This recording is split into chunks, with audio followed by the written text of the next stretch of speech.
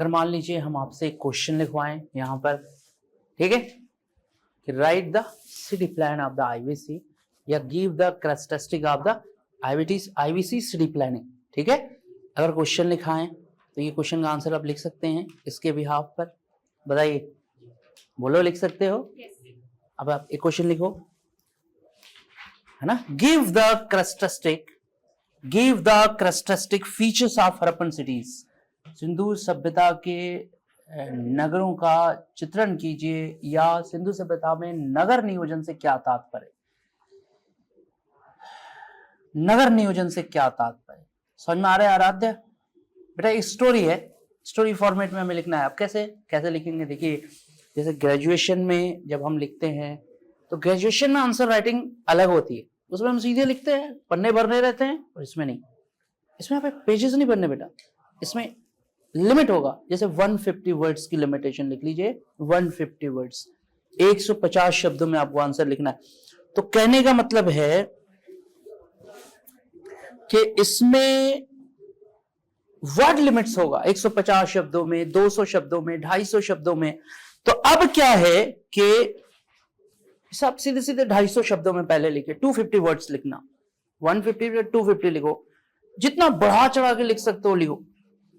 पर इसमें क्या है बेटा कि आंसर्स जो होंगे ना वो क्वांटिटेटिव ना होकर क्वालिटेटिव होंगे। 250 वर्ड्स में आप लिखने की कोशिश करिएगा, एक्सप्लेन करिएगा इसको। तो इसमें क्या है कि जैसे मान लीजिए कि ग्रेजुएशन में जब हम क्वेश्चन का आंसर लिखना शुरू करते हैं आराध्या, तो सबसे पहले बेटा इंट्रोडक्शन आता है। सबसे पहले क्या आता है? इंट्रोडक्शन आता है, जिसको हम हिंदी में कहते हैं भूमिका। क्या कहते हैं? भूमिका।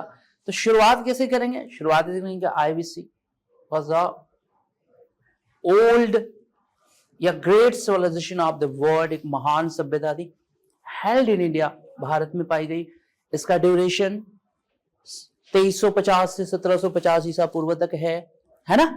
और यह सभ्यता अपने नगर नियोजन के लिए सारी दुनिया में प्रसिद्ध है। This city is famous for their, है ना, सिटी प्लान। देख रहे हैं कैसे शुरू किया हमने। जो इंट्रोडक्शन होता है वो 20 से 25 वर्ड्स में लिखा जाता है। कितने वर्ड्स में बेटा? 20 से 25 वर्ड्स में ही आप लिख सकते हैं। अगर आप ज्यादा करेंगे तो फिर उसमें माइनस मार्किंग हो जाती है। 20 से 25 शब्दों से ज्यादा का इंट्रो नहीं होना चाहिए। क्या लिखेंगे इंट्रोडक्शन? सिंपल वे में। इंट्रोडक्शन होता क्या है स्वप्निल? जैसे स्वप्निल मुझे अपने बारे में बताइए। तो सर मेरा नाम स्वप्निल है, मैं रायपुर में फला जगह का रहने वाला हूं और इस समय मैं यूपीएससी का एस्पिरेंट हूं। This is the your introduction. बोलिए, समझ में आ रहा है बेटा? अब इसमें एक भी वर्ड, आपके एक एक शब्द बहुत ज्यादा इंपॉर्टेंट। तो इंट्रोडक्शन इज नेसेसरी। अब जैसे मेरे एक शागिर्द थे, मेरे एक स्टूडेंट थे, वो लेक्चरर थे, इंग्लिश के लेक्चरर थे। उन्होंने बहुत सारे मेंस लिखे और उनका सिलेक्शन हो नहीं रहा, बार बार वो फेल हो रहे थे। बहुत सारे मेंस लिख दिए उन्होंने, पर मेंस में फेल हो जाते थे, नहीं हो रहा था। तो इंग्लिश से वो नेट जेआरएफ रहे होंगे, लेक्चरर थे, फिर वो सोशियोलॉजी से भी जेआरएफ हुए, फिर वो थोड़ा सा वो मामला तो उनके बन नहीं रहे थे। तो उन्होंने, मैंने कहा कि भाई आप अपनी कॉपी मुझे दिखाइए, आप अपने आंसर राइटिंग दिखाइए, कहाँ पर। तो एक्चुअली में वो स्कॉलर तो बहुत अच्छे थे, मतलब अलाट नॉलेज था सब्जेक्ट के बारे में उनके पास, पर प्रॉब्लम जो है उनके इंट्रोडक्शन में आ रही थी और कंक्लूजन में प्रॉब्लम आ रही। मतलब वो इंट्रोडक्शन कंक्लूजन में कुछ ज्यादा ही उसी चीज को बस उन्होंने सुधार किया, आज वो सिलेक्ट हो गए। आज वो ब्यूरोक्रेट है, एक जिले में मालिक है, वो ऑफिसर है। तो बेटा सबसे बड़ी चीज है, कहा जाता है ना कि एक first impression is the last impression. होता है कि नहीं होता है? तो यही चीज है बेटा कि जैसे मान लीजिए कि आपने कछुआ और खरगोश की कहानी पढ़ी है? पढ़ी है, टॉर्टोइज एंड हेयर स्टोरी, है ना। ये जैसे मान लीजिए इसमें इंट्रोडक्शन लिखना है तो ये विष्णु शर्मा की बुक है, जिसमें छोटे छोटे बच्चों को समझाने के लिए हेयर और टॉर्टोइज की स्टोरी लिखी गई है ना। एक नॉर्मल सा इंट्रोडक्शन हो गया, फिर उसके बाद पूरी चीजों को। अब इंट्रोडक्शन समझ में आया? इंट्रोडक्शन कैसे लिखेंगे मैं समझाऊंगा। देखिए मैं नहीं चाहता कि आपको कॉपी कराऊं, नहीं, मैं आपको लिखने का तरीका बताना चाहता हूं। देखिए शेर जो होता है, मैं शेर तो नहीं हूं, पर आप शेर हैं। शेर जो होता है जब अपने बच्चों को जंगल में ले जाता है तो जानते हैं क्या करता है? उन्हें कभी शिकार करके नहीं देता है, लो खा लो, नहीं, शिकार करेगा फिर अपने बच्चों से कहेगा कि तुम शिकार करके देखो, मेरा शिकार तुम नहीं खाओगे। शेर कभी भी अपने बच्चों को शिकार करके नहीं खिलाता, बल्कि शिकार करके दिखा के छोड़ देता है कि फिर तुम अपना शिकार खुद करो, वरना अगर वो शिकार खाने लगे किसी का किया हुआ तो कभी शेर नहीं बनता। शेर जंगल का राजा इसलिए होता है कि पूरे जंगल में सबसे ज्यादा पावरफुल एनिमल शेर होता है।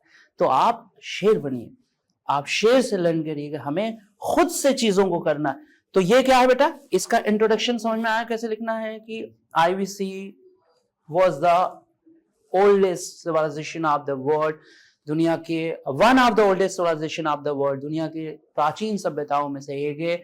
IVC was held in India, है ना, and it was spread in Indian and other countries land, Bharat और भारत के बाहर तक, and their city plan was awesome and very famous in the world. इनका जो नगर नियोजन है वो सारी दुनिया में प्रसिद्ध था और उसकी निम्नलिखित विशेषताएं हैं, ये इनके कैरेक्टरिस्टिक है।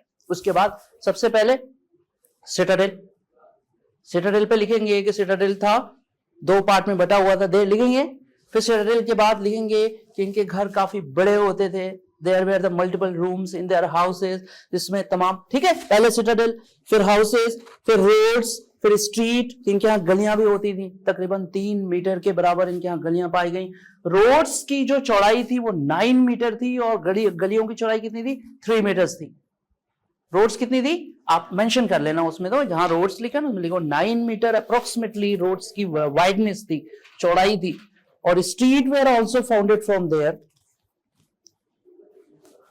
जो सड़कें थी वो 9 मीटर चौड़ी थी और जो गलियां थी वो 3 मीटर की चौड़ाई थी।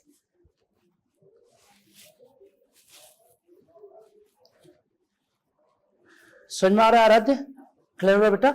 हाँ, इनके जो सड़कें थी, रोड्स थे, वो 9 मीटर वाइड थे अप्रोक्सीमेटली, एंड स्ट्रीट्स जो थे वो 3 मीटर वाइड, 3 मीटर की चौड़ाई रही होगी ना। तो पहले सिटाडेल, नॉर्मल सा सिटाडेल, इसमें हेडिंग नहीं डालते, हम सीधे लिखना शुरू करते हैं कि the complete city was under a Citadel and Citadel divided in 2 parts, ऐसे करेंगे। फिर उसके बाद दूसरे पॉइंट बनाएंगे किसके बारे में? हाउसेस, इनके हाउसेस 2 मंजिले होते थे, मल्टीपल रूम्स होते थे, किचन वगैरह सब मेंशन करेंगे। दूसरा पॉइंट, तीसरा पॉइंट रोड्स, चौथा पॉइंट स्ट्रीट्स, पांचवा पॉइंट ग्रिड पैटर्न प्रणाली पर आधारित था। फिर ड्रेनेज सिस्टम, देख रहे हैं आप, इस तरह से पॉइंट बना बना कर आप लिखें, करेक्ट। अब जब आप पॉइंट बना बना के सारी चीजें लिख लेंगे तो देन लास्ट में आता है बेटा कंक्लूजन, जिसको कहते हैं निष्कर्ष, अंत भला तो सब भला। तो अंत में वही बात है कि IVC के सिटी प्लानिंग को देखकर ऐसा लगता है कि वो हमसे कहीं ज्यादा आगे थे, या यूं लिखेंगे कि 18th सेंचुरी का यूरोप भी उस लेवल को टच नहीं कर पाया था जिस लेवल को IVC ने 5000 साल पहले टच किया। तभी मार्शल ने IVC को देखने के बाद क्या कहा कि IVC was look like to the child cottage, है ना, ऑफ द यूरोप। IVC जो है यूरोप में पालने की तरह से दिखाई देता है, जैसे ऐसा लगता है कि भारत के लोगों ने, IVC के लोगों ने यूरोप के लोगों को सिखाया है, लर्न कराया, correct. It is a conclusion, perfect conclusion. पर क्या होता है बेटा कि मैं ये भी नहीं कहता कि जो मैं कह रहा हूं वही इंट्रो हो और वही कंक्लूजन हो। You can also mention by your thought, you can also use your thought in the introduction and conclusion. Don't copy, आप कॉपी मत करो, अपने मन से लिखने की कोशिश। मैंने तो ऐसे बताया कि ऐसे लिखा जाता है, तो लिखने की कोशिश करना और मैं देखूंगा इसको कि आप कैसा लिख रहे हो, घबराना नहीं, लिखने की कोशिश। यही मेन से बेटा, फाइनल जो IAS बनते हैं लोग वो इसी के बिहाफ पे बनते हैं, यही मेन होता है। यही कॉपी आपकी चेक होगी, प्री का नंबर नहीं जुड़ता, मेंस का नंबर जुड़ता है, और यही कॉपी आपकी चेक होगी और इसी के बाद जो है आपको नंबर दिया जाएगा, करेक्ट। और हर पेपर में लिखने का अंदाज यही होगा आपका। तो मैं आप लोगों को क्वेश्चन भी लिखाऊंगा, आपके क्वेश्चन को मैं देखूंगा भी, चेक भी करूंगा, एक एक करके हम आपको देखेंगे आप कैसा लिख रहे हो। पर टाइम लगेगा बेटा, जो राइटिंग स्किल है उसको डेवलप होने में वक्त लगता है, अचानक से कोई चीजें नहीं हो पाती, टाइम लगेगा। पर वो डेली डेली अपन अगर प्रोसेस करेंगे ना तो साहिल पे रोज एक घरौंदा बना के देख, लहरें कभी तो हारेंगी तेरे यकीन पर। आप बार बार कोशिश करेंगे ना, चीजें आपको आ जाएंगी। आराध समझ में आ रहा है बेटा? आराध जैसे बच्चे अगर थोड़े कम एज में बच्चे अगर इस वक्त से तैयारी में जुड़ जाते हैं तो वही बच्चे बारूद बनते हैं। पहला अटेम्प्ट दूसरे अटेम्प्ट में सिलेक्शन कम ही एज वालों का होता है। और यूपीएससी साफ साफ कह रही है कि हमें कम एज के बच्चे चाहिए, एनर्जेटिक बच्चे चाहिए, हमें बूढ़े लोग नहीं चाहिए। साफ साफ कह रही है। तो जो कम, ऐसा नहीं है कि मैं किसी ज्यादा एज के बच्चे को कम कर रहा हूं, लेकिन मैं एक बात कह रहा हूं कि कम एज के बच्चों का ज्यादा वो वेलकम करती है यूपीएससी, क्योंकि उनको लगता है कि जो एनर्जी जिसके अंदर है। लेकिन ऐसा नहीं है, ज्यादा एज के बच्चे भी क्वालिफाई करते हैं, उनका भी वेलकम होता है। काबिलियत और क्वालिटी को कभी भी डिक्लाइन नहीं किया जा सकता। करेक्ट ना? अब तो ये था characteristic of the Harappan cities, features of the Harappan cities. Correct? आया समझ में? अब एक चीज और है, इतना सब जानने के बाद मन में एक सवाल आता है कि how is there social system, उनका समाज कैसा था, या उनके यहाँ धर्म कैसा था, उनकी पॉलिटिकल सिस्टम कैसी थी, वहां राजा था कि नहीं था, कैसे चलता था इतना बड़ा एम्पायर, है ना? उससे भी पहले एक चीज और आपको बताऊं कि ये था कहां कहां। ठीक है, तो एक हेडिंग डालिएगा, limit of the Indus valley civilization या expansion of the IVC, Sindhu सभ्यता का विस्तार। Expansion of the IVC, limit of the IVC, Sindhu सभ्यता की सीमाएं, सिंधु सभ्यता की सीमाएं। एक्सपेंशन मन में आता ना कि यार कहां से कहां तक ये फैला हुआ था, या आइए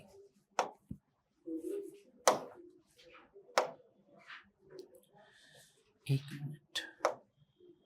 एक्सपेंशन ऑफ द आईवीसी,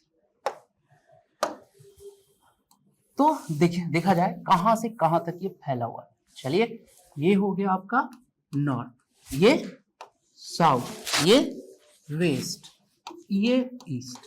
चलिए देखते हैं कहां से कहां तक आईवीसी जो है, एक्सपेंशन इसका कहां से कहां तक था, फैला हुआ कहां से कहां तक था। तो नॉर्थ में सिंधु सभ्यता, उत्तर में कहां तक थी, मांडा। इसका सबसे नॉर्थ जो एरिया है या नॉर्थ जो शहर पाया गया है वो मांडा में पाया गया है। कहां पाया गया बेटा? मांडा में। और मांडा कहां पे स्थित है? जम्मू एंड कश्मीर। लिखेंगे आराध्य, right it please. Expansion of the IVC,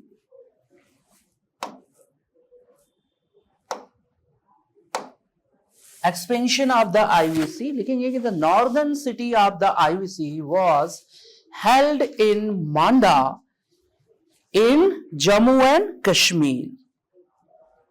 ये क्वेश्चन भी है यूपीएससी का इस पर कि सबसे उत्तरी शहर का नाम बताइए, नॉर्दर्न सिटी का नाम बताइए, मांडा, जम्मू एंड कश्मीर।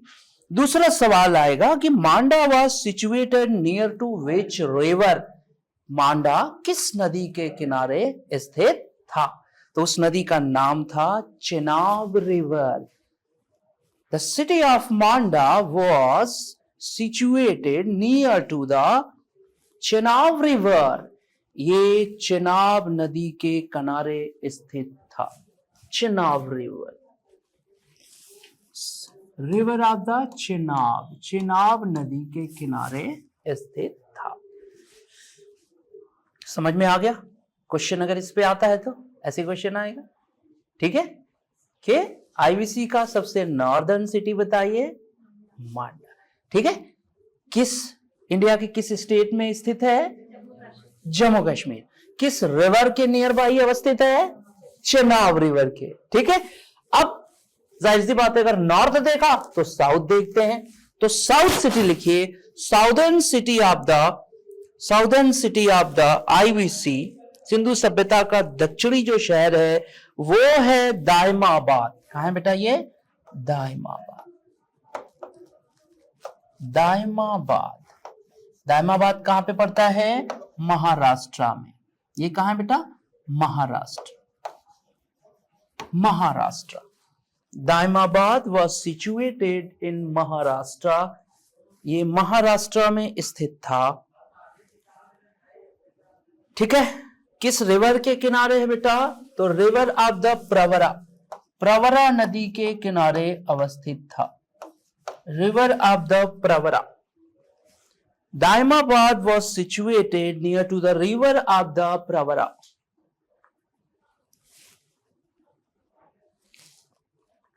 Clear है Swapnil? Christina? Fine beta? Near to the Pravara river, the southern city of the IVC was situated in the Daimabad, and Daimabad is held in the Indian state Maharashtra near to the Pravara river. अब बात आती है western या western side की, तो लिखिए western side, western city of the IVC, Sutka Gendor. Sutka Gendor, Sutka Dor.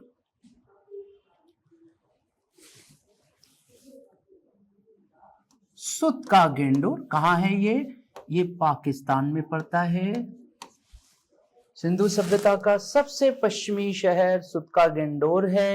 It was situated at the Pakistan. किस river के किनारे है, ये भी क्वेश्चन है इसका। तो river Dasht Kaur, river Dasht Kaur, Dasht Kaur. Sutka Gendor was the western part of the IVC, was situated at the Pakistan. It was situated near to the river Dast Kaur.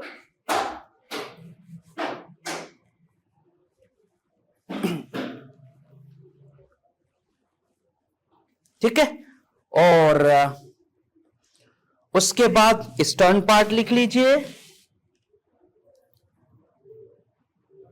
Eastern part of the IVC, Sindhu सभ्यता का सबसे पूर्वी जो शहर है वो आलमगीरपुर में पाया गया है। आलमगीरपुर,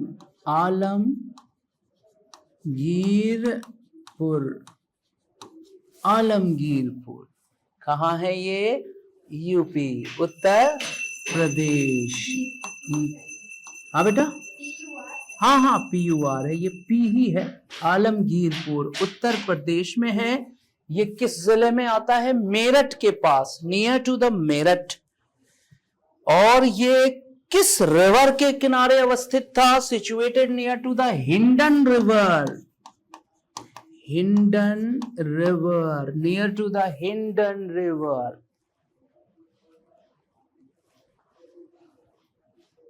हिंडन रिवर हो गया। IVC eastern city was situated, है ना, at the Alamgirpur Uttar Pradesh near to the Meerut district. It was situated near to the Hindon river. एक प्यारा सा सवाल मैं आप लोगों से पूछना चाहता हूं, ठीक है। क्वेश्चन ये है कि why the most ancient civilization were located near to the rivers? What were the reason? दुनिया की 3 प्रमुख civilization है। The oldest civilization of the world, these are the only 3. कितनी है आराध्य? Only 3. First the IVC, second the Mesopotamian civilization, Mesopotamia की सभ्यता। It was located in the Iraq. Iraq is the country है ना। The capital of the Iraq is the Baghdad. Yes. Baghdad, इसकी राजधानी। तो Mesopotamia was located in the Iraq in that time, and Mesopotamia was expanded near to the Dajla and Farat river. Mesopotamia की सभ्यता फरात नदी के किनारे बसी हुई थी। आईवीसी किस नदी के किनारे? सिंधु रिवर के किनारे। That is the reason कि we know that it was the Sindhu सभ्यता, Sindhu civilization, Indus Valley civilization, and the Mesopotamia. After the Mesopotamia, the Egyptian civilization, third civilization, where the pyramid is situated. इस पर मिस्र की सभ्यता पर एक film आई थी, द ममी। कभी देखी आपने ममी? यस। तो इजिप्टियन सिविलाइजेशन कहां पे है? इजिप्ट में। इजिप्ट का दूसरा नाम मिस्र। The Egyptian civilization is in the Egypt. किस नदी के किनारे? Nile river, Nile. You know that? नील नदी के किनारे. तो question is this कि why the ancient civilization were located near to the river? This is a question, my question from you that, and it's an interview question from the history students in UPSC CSE. कि please tell me dear, why the most ancient civilization located near to the rivers? What were the reasons behind this? क्या कारण है कि सारी प्राचीन सभ्यताएं जो है वो नदियों के किनारे अवस्थित थी? Can you tell me that? कि what were the reason? One reason, please. Can you tell me? या बेटा? Yeah, fresh water. Water is the lifeline, and the major source of the water were in the rivers in that time. क्योंकि उस जमाने में आज की तरह से कहाँ था डिस्टिल वाटर, पंप कहाँ थे? बोलिए, कहाँ थे बोरिंग पंप, कहाँ थे मशीनें? क्यों रहते थे? नहीं थे. तो लोग कहाँ से पानी पीते थे? नदियों का पानी. लोग बताते थे, हमारे बुजुर्ग बताते थे कि बेटा पहले, आज तो पंप से पानी निकल रहा है, आज पानी उससे आ रहा है, किससे कहते हैं, टंकी से पानी आ रहा है ना, वाटर सप्लाई आ रही है. पर हम लोगों के जमाने में हम तालाब से पानी भर के लाते थे घड़े के अंदर. आज भी भारत में बहुत सारे ऐसे एरियाज हैं जहां की विमेन्स जो है घड़ा लेकर पानी भर के लेके आती हैं. या तो in that time the fresh water resource was a river. Done बेटा, done. Very good answer from you. Good. Second any second answer from you that कि first answer is a fresh water for the drinking water, and second, what is the second? Yeah beta, of course drainage system is also, क्योंकि हाँ बताएं, जाहिर सी बात है, इन्होंने वो बात कही, agriculture is nothing without the irrigation. या बिना सिंचाई के आप कृषि नहीं कर सकते. और सिंचाई कहां से होता था? नदियों के द्वारा. Agriculture was a backbone, lifeline for the this civilisations people. So for the agriculture, irrigation water supply was connected with the these rivers. या तो फॉर द एग्रीकल्चर, कृषि करने के लिए भी नदियों के पानी का प्रयोग होता. Fine answer, beta. Fine answer. You have a very good answer. The two answers are very, very nice. एक तीसरा आंसर भी, दो ऑप्शन आपने बताया, थर्ड बताइए. Sir, for the fresh air. For the fresh air, yeah, of course, near to the river, fresh air is also available. But ठीक है, अच्छा है. ट्रांसपोर्ट. Yeah, transport. क्योंकि this civilization were completely based on the कहते trades. इनका व्यापार बहुत ज्यादा था, और व्यापार किससे होता था? रिवर्स के मीडियम से. क्योंकि बड़ी बड़ी जहाजें चला करती थी साहब, शिप्स ऑफ द IBC. इतनी बड़ी बड़ी जहाजें, आज के जमाने की तरह जहाजें चलती थी, जिसमें लोग रहते थे, खाना बनाते थे, खाते थे, सोते थे. काफी टाइम तक जहाजें पानी में ऐसे ही घूमती रहती थी. या तो फॉर द ट्रेड, व्यापार का मीडियम क्या था? ये नदियां ही हुआ करती थी. होती थी कि नहीं होती थी? है ना. तो ये तीन रीजंस हैं कि जितनी भी दुनिया के मोस्ट एंशिएंट सिविलाइजेशंस हैं वो नदियों के किनारे अवस्थित होते थे. फाइन, क्लियर ना.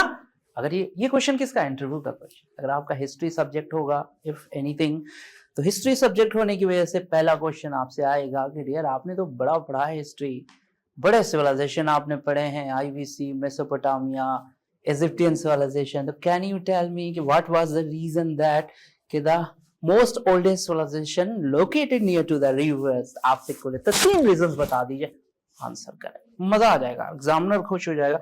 और यकीन मानिए इस आंसर जो आपने दिया है, ये आंसर बड़े अच्छे लोग नहीं दे पाते, क्योंकि वो पढ़ लेते हैं बहुत कुछ.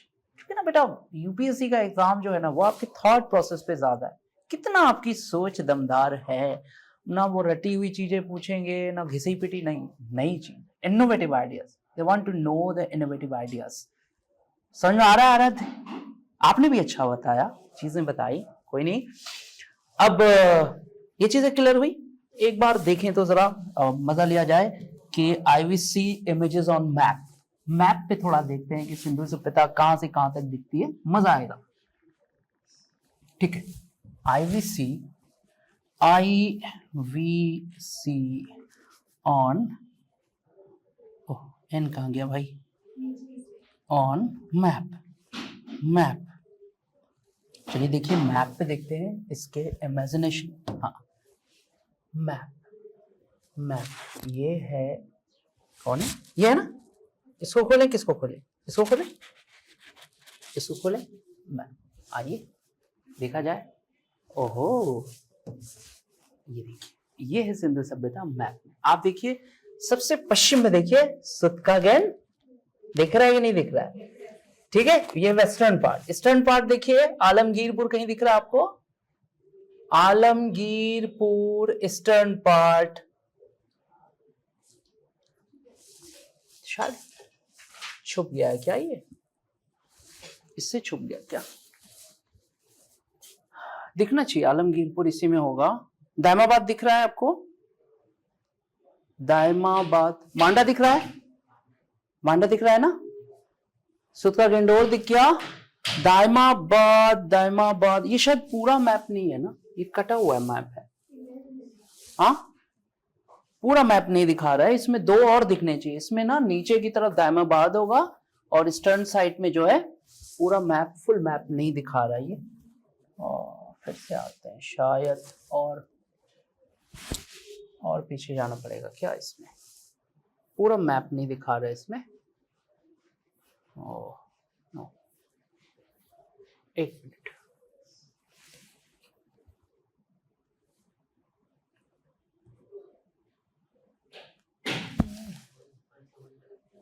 जी ये वाली ना, ये वाली, हाँ तो क्या इसमें दिखाएगा क्या पूरा वाला? इसमें शायद दिखा रहा है, ये है आलमगीरपुर, देख रहे हैं आप? यहाँ पे देखिए, ये है आलमगीरपुर। आ रहे हैं क्या यार इसमें? ये कहाँ चले गए हम लोग? फिर बैक चले इसी पे। अच्छा है कि नहीं बैक जाएगा? कौन है ये? हाँ, इसमें फिर से एक बार खोलते हैं, यही से देखिए आप, वैसे गड़बड़ हो जा रहा है। ये है आपका आलमगीरपुर, यहाँ पे दिख रहा है, ये दिख रहा है आलमगीरपुर, ये उत्तर प्रदेश मेरठ में है। और सबसे नीचे आ जाइए तो इसमें दायमाबाद आपको दिख जाएगा। दिख रहा है दायमाबाद कहीं आपको? दायमाबाद साउथ में कुछ मिसिंग है इसमें, कोई नहीं।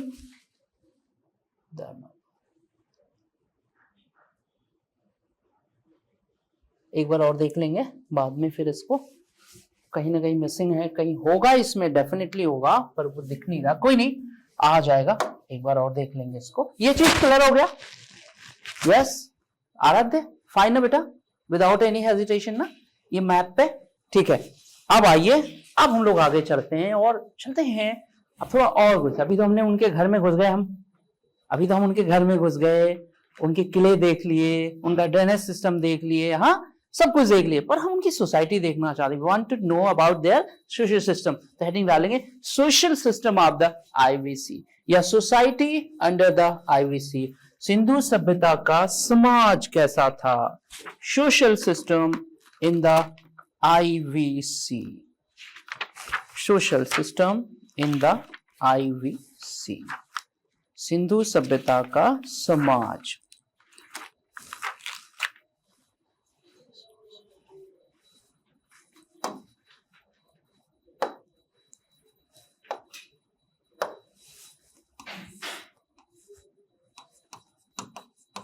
सोसाइटी, ठीक है, society of IVC, IVC Sindhu सभ्यता का समाज। ठीक है आराध्य, देखिए एक बात तो बड़ा कॉमनली मैं बताऊंगा, बहुत प्रोग्रेसिव थे सपने, इतना ज्यादा ये आगे थे कि इनके यहाँ सोने और चांदी की बरसात हुआ करती थी, इतनी ज्यादा दौलत थी, इतने हाई चार्मिंग थे। देखिए एक चीज है बेटा, शहर जो होते हैं ना वो व्यापार पे बसते हैं, ट्रेड नहीं होगा तो सिटी कभी भी नहीं देखेंगे आप। सिटी का बिहाइंड द रीजन है trade and there wealth from the trade, क्योंकि इन्हीं व्यापार से, इन्हीं दुकानों से इनको पैसा मिलता है। तो जाहिर सी बात है कि IVC was the completely urban civilisation, पूरी तरह शहरी सभ्यता थी या, और ये शहरी जो चकाचौंध थी, इनका जो ग्लो था, उसका बिहाइंड द रीजन था देयर वेल्दी ट्रेड, इनका शानदार व्यापार जो दुनिया के कई देशों के साथ चलता था। क्लियर हो रहा है? तो सबसे बड़ी चीज है कि ना यहां का जो समाज था ना, सोसाइटी थी ना, वो पूरी तरह शांत थी, peaceful society. There were the peaceful society was available, there were no any evidence of the quarrel, मार पीट मार धाड़ के कहीं कोई साक्ष्य नहीं है, बहुत ही शांति प्रिय। क्योंकि देखिए, जब तक शांति नहीं होगी तब तक development, there were no any development without the peace management. The peace is necessary for the development, चाहे वो आपकी फैमिली का डेवलपमेंट हो या कंट्री का हो या स्टेट का हो, ये जरूरी है। जहां पर लड़ाइयां होंगी, आपसी कॉन्फ्लिक्ट होंगे, वहां बेटा डेवलपमेंट क्या हो जाता है? हिडन हो जाता है। क्लियर हो रहा है? समझ में आ रहा है? तो लिखेंगे कि IVC had the very peaceful society, Sindhu सभ्यता का समाज एकदम से शांति प्रिय था।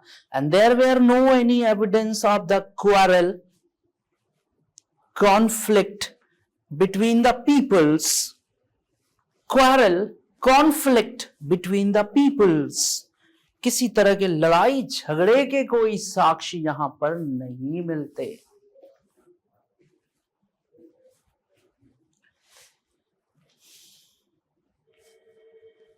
एक चीज और क्रिस्टीना, जिसे अगर मैं पूछूं आज हमारी जो सोसाइटी है वो कैसे, देखिए सोसाइटी दो तरह की होती है, एक होती है मदरहुड सोसाइटी, एक होती है फादरहुड सोसाइटी। होती है कि नहीं होती है? हमारी सोसाइटी इस वक्त कैसी है, मदरहुड या फादरहुड? ईमानदारी से बताइए, कैसी है बेटा? फादरहुड। एक ऐसा समाज जहां पुरुषों का वर्चस्व हो, पुरुषवादी समाज को फादरहुड सोसाइटी कहते हैं। तो now this time in the modern era our society is the completely based on the fatherhood society, या विदाउट एनी हेजिटेशन पुरुषवादी समाज है कि नहीं है? ठीक है, लेकिन ठीक इसके उल्टा हो जाए तो आप क्या करेंगे? मदरहुड सोसाइटी में विमेंस ऑक्यूपेंसी बहुत ज्यादा होती, तब वहां महिलाओं का वर्चस्व होता है। इसका मतलब ये नहीं है कि महिलाएं पुरुषों से खाना बनवाती हैं, समझ में आ रहा, कपड़े धुलवाती हैं, बच्चे खिलाने के लिए बोलती हैं, ऐसा नहीं है, डोमिनेंट नहीं होता है, पर वर्चस्व महिलाओं का होता है। इमेजिन करिए आराध्य, इमेजिन करिए कि मदरहुड सोसाइटी, आईवीसी की सोसाइटी थी मदरहुड सोसाइटी, वहां विमेंस डोमिनेंट सोसाइटी। मतलब इसका मतलब ये नहीं है कि महिलाएं पुरुषों पे अत्याचार करती थी, नहीं, पर वर्चस्व महिलाओं का था। क्योंकि प्राचीन विश्व की जितनी भी सिविलाइजेशन है उनका मोड कैसा है आराध्य? Motherhood. They worship the mother deities, वो मातृ शक्ति की पूजा करते। क्लियर हो रहा है? चाहे वो मेसोपोटामिया हो या फिर इजिप्टियन सिविलाइजेशन हो। कहा जाता है कि मिस्र, अब एक सवाल आता है कि दुनिया की पहली विमेन एम्परर कहां पे पाई गई? Where she founded the first women emperor of the world? इसका आंसर है इजिप्ट में। क्यों? क्योंकि वहां पर राजा के मरने के बाद सक्सेसर जो होते थे वो लड़के नहीं, लड़कियां होती। There were the women successor founded in the Egyptian civilisation. और उन लड़कियों से जो लड़का शादी करता था उसे राजा बनाया जाता, पर सक्सेसरशिप किसके हाथों में थी? लड़कियों।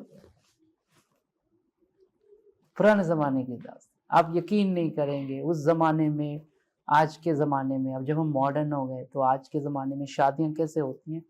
आज के ज़माने में शादियों का अंदाज भी बदल गया। जो लड़की सबसे स्मार्ट है या जो लड़का सबसे स्मार्ट है, लड़कियां भी चूज कर रही हैं, भाई लड़का तो स्मार्ट चाहिए, हिप हॉप चाहिए, सच कह रहा हूँ, स्मार्ट चाहिए बंदा, लुकिंग हो, डैशिंग हो, लड़का भी चाहते हैं, लड़के भी चाहते भाई लड़की हो तो उसे अच्छी डांस आती है, बढ़िया डांस करती हो, सच बता रहा हूँ, इट्स ओपनली, अच्छी डांस करती हो, वो मॉडर्न सोसाइटी को ग्रैब करती हो, उसको सब कुछ पता हो, रियली जो चाहत है लड़के और लड़कियों की। आज पुराने जमाने अब थे कि पहले घूंघट में लड़कियां रहती थी तो वो सब गया।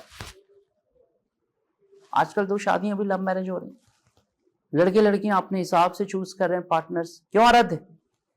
समझ में आ रहा है बेटा? जमाना तो ऐसे ही चल रहा है। सोचिए उस जमाने में भी ऐसे एविडेंस मिलते हैं जहां पर लड़के वाले जब लड़की के घर जाते थे तो ये देखा जाता है कि कौन सी लड़की सबसे अच्छी डांस कर पाती है, फिर she select for the marriage. सोचिए 5 to 6 to 7,000 years ago it was the method of the selection। अब बताइए आप क्या बोलेंगे इसको? आज के जमाने में वही चीज आ गई। आज के जमाने में पेस्ट्री जो कल्चर है, सबसे हाई कल्चर में लड़कियां लड़कियों की शादी कैसे होती है? Love marriage. और उसमें भी देखा जाता है कि कितनी स्मार्ट है, कितना अच्छा डांस कर लेती है, कितनी अच्छी हाई सोसाइटी को ज्वाइन कर पाती है। और क्या लगता है? आप सिलेक्ट हो जाएंगे तो सिलेक्शन के बाद नॉर्मल लड़के लड़कियों से शादी थोड़े होती है, लड़की भी आईएएस चाहिए, लड़का भी आईएएस चाहिए। लोग शादियां भी ऐसी, दिल्ली में मैंने ऐसी देखी, दोनों तैयारी कर रहे हैं, दोनों का सिलेक्शन हुआ, शादी हुई। दिल्ली के मुख्यमंत्री अरविंद केजरीवाल आईएएस, आईआरएस, उनकी वाइफ आईआरएस। ऐसे होती है शादियां भाई, तो जलवे होते हैं सब, दो दो नीली बत्तियां घर में खड़ी हैं। समझ में आ रहा है? वो जलवे होते हैं साहब। लेकिन वही है कि सेक्रीफाइस भी है बेटा, ये वक्त सेक्रीफाइस का है। अगर आपने कर लिया, यकीन मानिए आने वाला वक्त आपका हो जहां से आप खड़े होंगे ना, लाइन वहीं से लगेगी। अगर आपने पढ़ लिया तो जिस चीज पे हाथ रख देंगे वो आपका है। पर शर्त यह है कि no risk no game, no gain without win. बिना रिस्क के कोई गेम जिंदगी का नहीं। अभी क्या है, अभी आपको बहकाने के लिए ऐसे ऐसे लोग हैं जो आपको बहकाएंगे, अरे यार तुम इसकी भी तैयारी कर लो, इसकी भी कर लो। हाँ, यूपीएससी नहीं होनी है, बीएड कर लो, टीजीटी पीजीटी कर लो, ये कर लो, वो कर लो। ना बेटा ना, UPSC one time for the UPSC. अगर आप यूपीएससी की प्रिपरेशन कर रहे हैं तो सिर्फ आप इसी की प्रिपरेशन कर पाएंगे और कुछ नहीं कर पाएंगे। और वैसे भी नो रिस्क नो गेन। और इतना बड़ा पद भी तो है, तो इतना सेक्रीफाइस मांगेगा कि नहीं मांगेगा? खलील जिब्रान एक किताब है, उसमें लिखा हुआ है कि लोग जन्नत तो देखें, somebody wanted to see in the heaven but nobody wanted to die। पर कोई मरना नहीं चाहता, क्योंकि बिना मरे स्वर्ग आप देख नहीं सकते। और मरने से सेंस क्या है? योर डेडिकेशन, योर सैक्रिफाइस, ये तो है। सैक्रिफाइस क्या है कि नहीं यार? तो मैंने एक चीज देखा कि मेरा एक दोस्त था, जानने वाला था, तब वो परसू करता था ना, उसका स्टेट पीएससी भी कभी नहीं हुआ, लोअर नहीं हुआ, प्रीलिम तक नहीं हुआ। तो लड़के कहते थे भाई तू आईएएस की तैयारी कर रहा है, तेरा प्रीलिम नहीं हो रहा है, सीजीपीएससी में नहीं हो रहा है, लोअर पीसीएस में नहीं हो रहा है, तू आईएएस क्या करेगा यार तेरा? तो बोला यार बनेंगे तो आईएएस, बनेंगे तो आईएएस, नहीं तो नहीं बनेंगे। तो जब आपने जिद पाल लिया है कि नहीं कुछ कर ही डालना है, तो यकीन मानिए उस बच्चे का एक ही बार, उस लड़के का प्री हुआ, एक ही बार मेंस, एक ही बार इंटरव्यू हुआ, फाइनल हुआ, उसको मिला है केरला कैट आईएएस प्रॉपर। अब आप क्या कहेंगे इसको? तो जब आप जिद कर लेंगे कि नहीं मुझे लेके रहना है, हम लोगों के टाइम से पहले जो सीनियर्स होते थे वो पीसीएस का फॉर्म, स्टेट पीएससी का फॉर्म छुप के भरा करते थे। दिल्ली में ऐसी माहौल, लोग ओपनली नहीं भरते थे। यूपीएससी का फॉर्म आता था जैसे लगता था कोई फेस्टिवल आया। ये आज से 20 साल पहले की बात, क्योंकि डेडिकेशन था।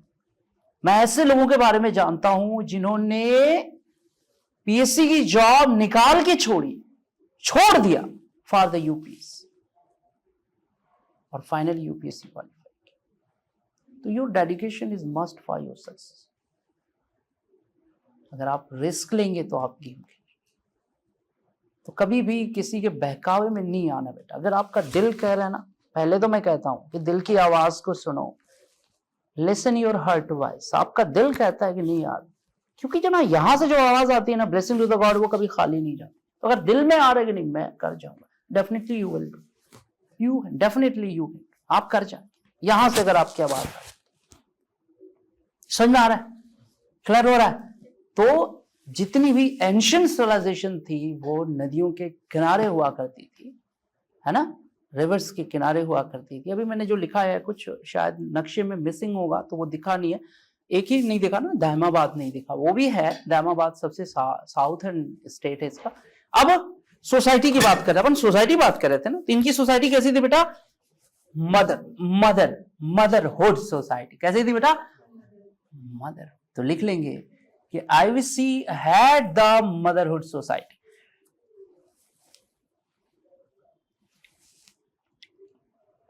इनका जो समाज था वो मातृसत्तात्मक समाज था।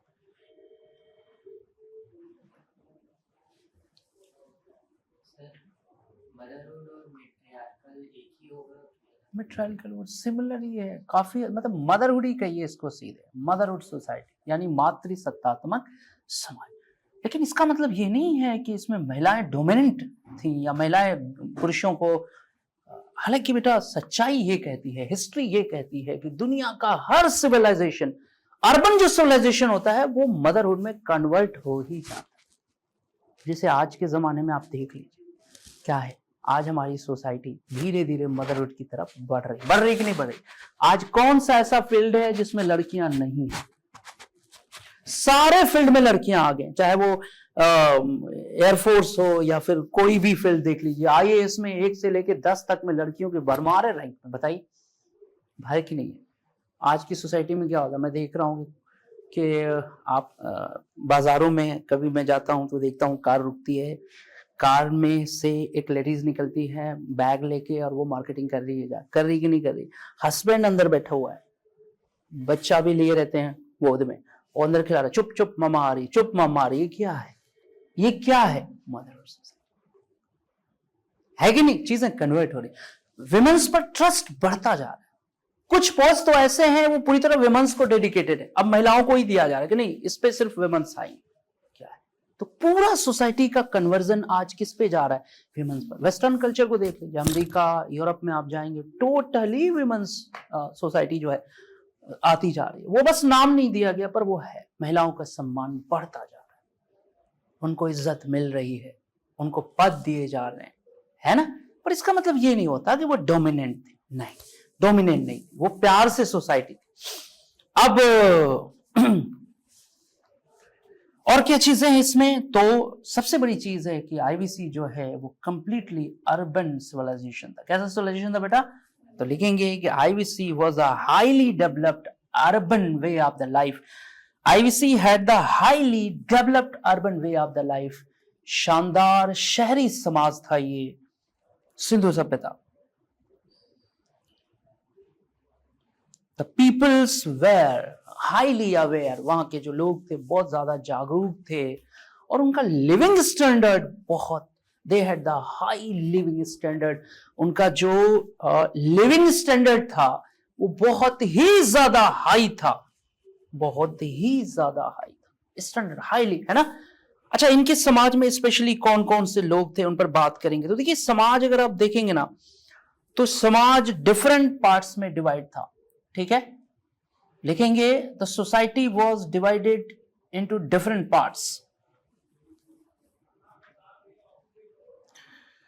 जिसे हम सबसे ऊपर देखते हैं, अगर अपर क्लास में हम देखते हैं तो प्रीस्ट जो थे वो अपर क्लास में आते थे, सबसे ऊंचाई पे थे प्रीस्ट। उसके बाद merchants and ruling class peoples, प्रशासक वर्ग के लोग, ये सब ऊपर में आते थे। और उसके बाद नॉर्मली देखेंगे तो क्राफ्ट्समैन थे यानी शिल्पकार, पीजेंट्स किसान थे, लेबर्स थे,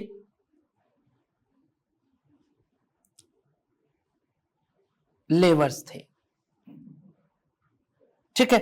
ये नॉर्मल लोगों में आते थे। तो अगर देखा जाए तो सिंधु सभ्यता का समाज प्रमुख रूप से देखा जाए तो हम 2 पार्ट में स्पेशली पाते हैं, अपर क्लास और लोअर क्लास। बहुत से लोग 3 पार्ट में भी बांटते हैं, पर स्पेशली दिखता है कि सबसे ऊपर प्रीस्ट थे, फिर मार्चेंट्स थे और रूलिंग क्लास के लोग थे। ये पैसे वाले लोग थे, रिच लोग थे। ये सिटाडेल में कहां रखते थे? ऊपर रहते थे। तो लिखेंगे the rich class and upper class lived in the upper part of the citadel in that time and the normal peoples lived in the lower part of the citadel. जो सामान्य लोग थे वो सिटाडेल के लोअर यानी निचले भाग में निवास करते थे।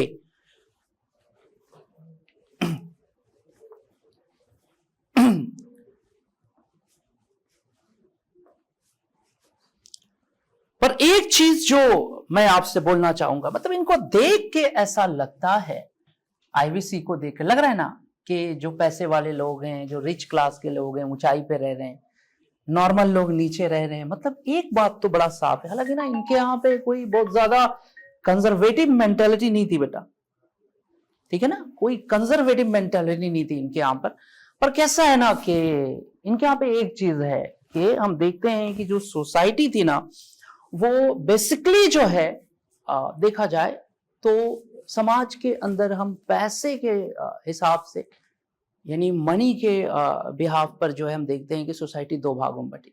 यहाँ पर भी समाज में पैसे को लेके बंटवारा था, यानी अमीर और गरीब। बेसिकली सोसाइटी 2 पार्ट में डिवाइड लिखेंगे कि basically society was divided in 2 parts, rich class and the normal class. यानी जो समाज था वो 2 भागों में विभाजित था, अमीर वर्ग और गरीब वर्ग।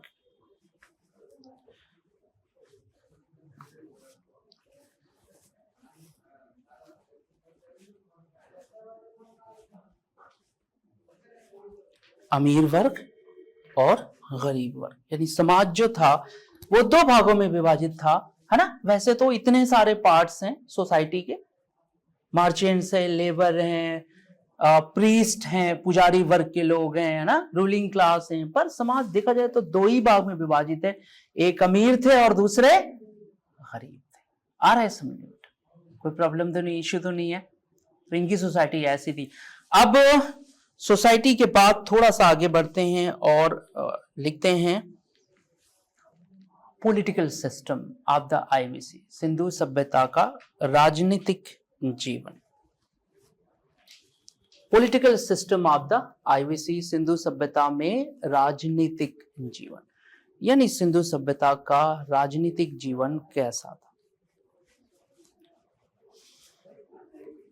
तो पहली चीज तो ये है कि सिंधु सभ्यता में प्राइम चीज ये बेटा, एक बात हैरान करती है कि सिंधु सभ्यता में कोई राजा पाया ही नहीं गया।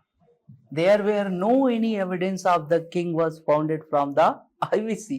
तो सवाल ये है कि यार चला कौन रहा था, है ना। अरे वो टाइम के साथ, आज से 5000 6000 साल पहले राजा ही तो होते होंगे, पर there were no any evidence of the king was founded from the IVC। तो who was the ruler and who drive the IVC, है ना, the most expanded civilization of the world, who drive, कौन चला रहा था, इस सवाल है। हिस्टोरियंस इसको लेके बहुत ज्यादा परेशान है। तो इसमें पहले लिखिएगा एक लाइन कि there were no any evidence of the king was founded in the IVC. Sindhu सभ्यता में किसी राजा के होने का साक्ष्य नहीं पाया गया। There were no any evidence of the king was founded from the IVC. किसी भी राजा के होने का साक्ष्य नहीं पाया गया। And it is the biggest question in front of the scholars। ये historians के सामने बड़ा क्वेश्चन है कि who was driving the IVC, Sindhu सभ्यता को कौन चला रहा था, who was the ruler, कौन चला रहा था। लिखा आपने, it is the biggest question in front of the scholars कि who was the ruler of IVC, कौन चला रहा था, कैसे चलाए जा रहे। तो इन चीजों ये बहुत, या who was the ruler of the IVC, कौन चला रहा था, या who were the rulers, कौन चला रहे थे, कौन से लोग थे, ये सवाल है। भी राजा ही नहीं था हमारे यहाँ, पर IVC well developed, well literate, well cultured लोग वहां मौजूद थे, पर बिना राजा के कैसे चल रहा था सिस्टम। इतने प्यारे प्यारे शहर, म्युनिसिपल सिस्टम वहां अवेलेबल था, वहां पर नगर निगम जैसा सिस्टम था, सारी चीजें वहां पर वेल मैनेज थी। Without the king it was not possible ना, ये राजा के बगैर तो पॉसिबल ही नहीं है, पर कैसे चल रहा था? ये क्वेश्चन है, ये सवाल है, और इस सवाल का जवाब हम लोग कल निकालेंगे ना। आज बस इतना ही ये टॉपिक, ठीक है आराध्य? कल हम लोग देखेंगे कौन। और देखिए आज क्या करना है आपको, आज कमरे पे जाने के बाद आपको पहले पढ़ना है city planning system of the IVC, नगर नियोजन कैसा था, एक बार उस पर बेटा चिंतन मनन एनालिसिस, है ना, एक बार, दो बार, तीन बार, चार बार, जब तक कि आपके व्यूज डेवलप ना हो जाए। और जब व्यूज आ जाए, मन में आ जाए, तो अपने मन से लिखो, dictate yourself without the copy, कि कैसा कैसा था। इंट्रोडक्शन बनाओ खुद से, कंक्लूजन बनाओ खुद से, and then I will check your copy. उसके बाद में देखूंगा कि आप कैसा लिख रहे हो, कैसा काम कर रहे हो। क्लियर?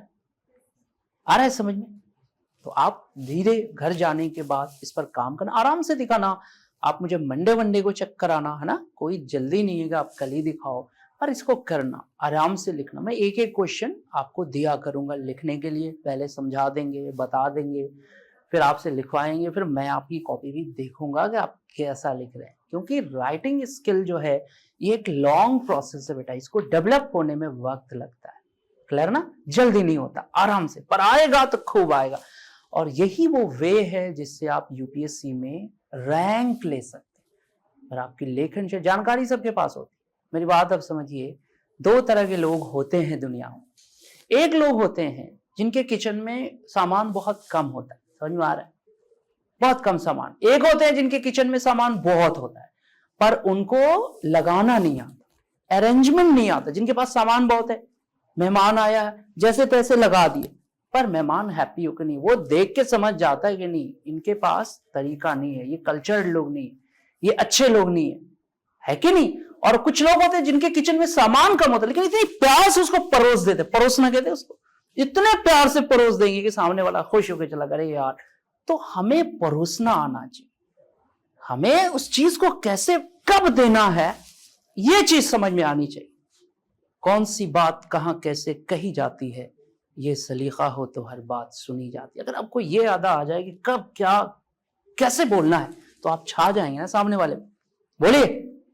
और आपको नहीं समझ में आ रहा, आप किसी के यहाँ गमी मची हुई है, कोई किसी के यहाँ बहुत बड़ा परेशानी आ गई, वहां जाके आप हंस रहे हैं जोर जोर से, वहां आप गाने गा रहे हैं, बहारो फूल बरसाओ मेरा महबूब आए, दौड़ाएगा कि नहीं दौड़ाएगा? दौड़ाएगा ना, बोलिए। और किसी के यहाँ शादी, किसी के यहाँ आज जो है जब दिल ही टूट गया तो जी कर क्या करें, अब तुम होने चले बर्बाद, ये गाना आप गाने लगे, फिर क्या करेगा? दौड़ाएगा मारने के लिए? नहीं। अकॉर्डिंग टू सिचुएशन, सही समय पर किया गया सही प्रयास हमेशा राइट होता है। तो ये हमें सीखना है, हमें कैसे लिखना है, कहाँ कौन कौन से वर्ड्स, कहाँ कौन कौन से पॉइंट डालने हैं जिससे आंसर जो है वो बहुत ही ज्यादा इफेक्टिव हो जाए और एग्जामिनर हमें पूरा नंबर दे। हिस्ट्री एक बहुत ही स्कोरिंग सब्जेक्ट है, लेकिन इसका तरीका ये यहां से आती है, ये दिल से। क्योंकि हिस्ट्री वो स्टोरी है ना, तो स्टोरी कहां से आएगी? दिल से। जब आप हार्टली कनेक्ट करेंगे, सोचेंगे कि यार आईवीसी यार कमाल लोग थे यार, बाप रे, आज हमारी सोसाइटी मदरहुड सोसाइटी बनती जा रही है और वो जमाने में भी ऐसा था, कमाल है यार। क्योंकि हर शहरी सभ्यता, हर urban civilization at the end motherhood society में कन्वर्ट हुई है, उसकी विशेषता ही होती है। एंशिएंट टाइम से हम इसको देखते आ रहे हैं कि हर अर्बन सिविलाइजेशन जो होती है वो मदरहुड में कन्वर्ट हो जाती है eight the and. Clear? Okay, तो आज इतना ही रहने दें, नेक्स्ट टाइम अपन मुलाकात कल होगी, ठीक है? कल मिलते हैं, कल इस पे अपन बात करेंगे।